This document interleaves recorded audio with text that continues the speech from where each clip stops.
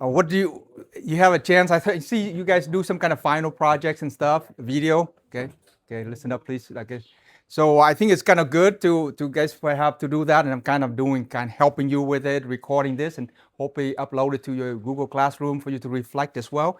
And life is kind of short, right? You have one, funeral mass, Jenny, not that you got to be in state of readiness all the time, right? So, I mean, the gospel today, anything particular, anything that resonated with you from hearing the gospel, anything that you want to share out? Okay, Ethan. You are the light of the world. Okay, you are the light of the world. Okay. So, what else about that that's significant, or you feel? Spread it to others. Yeah, that you have a mission, right? That's what Father Finn said clearly. Well, the last weekend, uh, the gospel was talking about the beatitude, right? That Jesus talking about that basically is constitution of heaven to give us that direction. Okay, light of the world. This weekend is basically to give you a mission, you to go out in the world, right? The world in darkness. So He's the light, and He's telling you, I become that light in darkness, and that was the mission. That was the thing that Jesus was telling us. And then you're supposed to be what? Two things that He was giving the very close, something that's resonating, light, and what else? To be salt of the earth, right? And salt is used for what? There's a lot of different things, seasoning to preservatives for food and so on. But that's what Jesus, He is the light source and to preserve, to help. And we are supposed to be that, to be the carrier, the messages of light. And I'm going to kind of shorten it to say that's what's happening is to the world out there, right? A lot of things, confusion, and we are to help with that, to carry that message of light and love. And that's what really boils down is to love neighbor, to love God above all things. And it boils down to that. But the main thing I wanted to touch on is like sometimes we lose that salt. We lose that. He gave an example of what?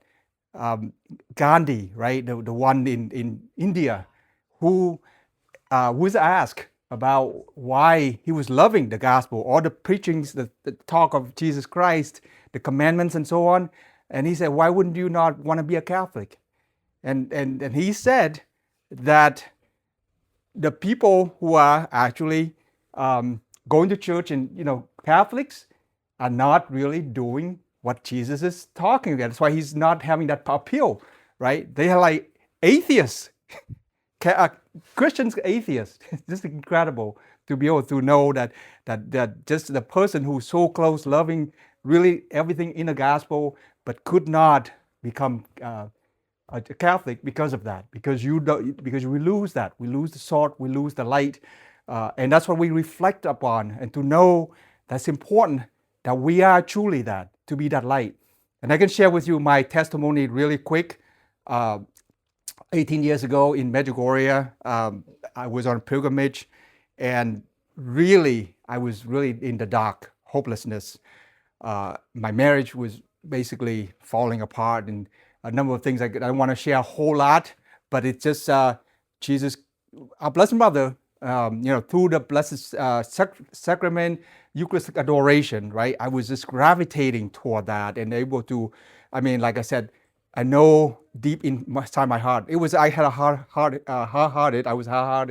So, but I think through the power of the Blessed Sacrament to help me to transform, to know God's infinite love and mercy, and to transform through the Holy Spirit. And exactly that's what St. Paul was saying, right? The Holy Spirit is it's obviously to glorify God. And that's what Jesus came at the darkest moment of my life.